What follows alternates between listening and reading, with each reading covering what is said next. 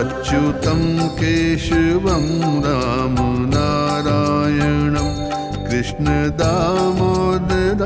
वासुदेवं हरि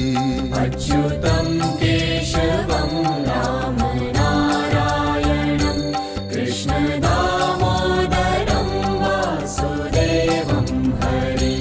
अच्युतं केशवं रामनारायणं कृष्णदामोदरं वासुदेवं हरि अच्युतं केशवं रामनारायणं